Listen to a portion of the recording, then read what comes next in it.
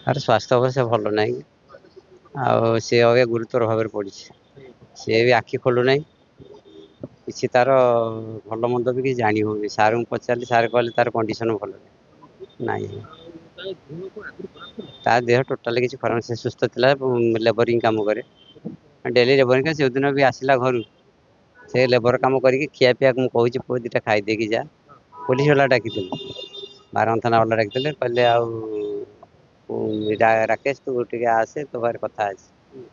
ତେଣୁ ସେ ଗାଧୋଇ ପାଧେଇ କେନାଲରୁ ଆସିଲା, ସେଠୁ ମୁଁ କହିଲି ବାପା ଟିକେ ଖାଇଦେଇକି ଯା, ନା ମତେ ଖାଇବା ଭଲ ଲାଗୁନି ସାର ଡାକିଛନ୍ତି ଯାଉଛି ଭାରି। ସେ ବି ଘରୁ କିଛି ଖାଇକି ଆସିନି। ଥାନାରେ ଯୋଉଦିନ ଆସିଲା ସେଇଦିନ ରାତିଟା ରହିଛି, ତା ପଚରା ପଚରି କରିଛି, ତାପରେ କଣ ହେଇଛି କଣ ନାହିଁ ମତେ କିଛି କହିଲାନି ଆଉ। କିଛି ନଥିଲା ପ୍ରୋବ୍ଲେମ। ସେମିତି କିଛି ଆଲକୋହଲ ସେମିତି ଧର ପାଟି ଟିକେ ଗଣେଶ ପୂଜା ମେଢ ଉଠିଲା କି କୋଉ ସାଙ୍ଗସାଥି ଡେଲି କେବେ ଖାଏନି ସେ। ନାଇଁ କିଛି ନଥିଲା, ଭଲ ପିଲା ମୋର କାମ ଧନ୍ଦା କରି ଚଳେ। ଏବେ ତାର ସ୍ୱାସ୍ଥ୍ୟ ଅବସ୍ଥା ଠିକ ନାହିଁ। ମୁଁ ଯାଇଥିଲି ଇଏ ଡାକିଥିଲେ ପ୍ରଫେସର ବାବୁ ଡାକିଥିଲେ ତା ଚାମ୍ବରକୁ। କହିଲେ ତମର ପିଲାର ସ୍ୱାସ୍ଥ୍ୟ ଅବସ୍ଥା କିଛି ଭଲ ନାହିଁ। ତାର କଣ ଗୋଟେ କ୍ୟାଲୋରୀ ନା କଣ କହନ୍ତି 7.2 ନା କଣ? ଟୁ ହଁ 2.6 ରହିବା କଥା ବର୍ତ୍ତମାନ 7.2 ଅଛି 7.6 ଅଛି।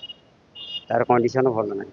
ଆଉ ତମେ ଭଗବାନ ଡାକ ତାର ଯଦି ଥିବ ଭଗବାନଙ୍କୁ ଆଜ୍ଞା ନାଇଁ ନାଇଁ ଡାକ୍ତର ଆମେ ଦେଖେଇଲୁ କିନ୍ତୁ ଏଇ ଆମର ଇଏ ଭିତରେ ଏସି ମେଡିକାଲ ଯାହା ଦେଖେଇଛନ୍ତି। ନାଇଁ ନାଇଁ ଆମେ ଦେଖେଇନୁ, ଏ ପୋଲିସ ବାଲା ଦେଖଉଛନ୍ତି।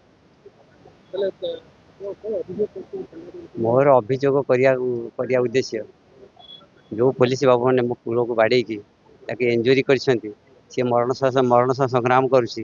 ସେ ପୋଲିସ ବାବୁ ସସ୍ପେଣ୍ଡ ହୁଅନ୍ତୁ। ମତେ ଉଚିତ ନ୍ୟାୟ ମିଳୁ। ମୁଁ ମୋହନ ମାଝୀ ସରକାରଙ୍କ ନିବେଦନ କରୁଛି ମତେ ଉଚିତ ନ୍ୟାୟ ମିଳୁ। ମୋ ପୁଅ ମତେ ଦରକାର।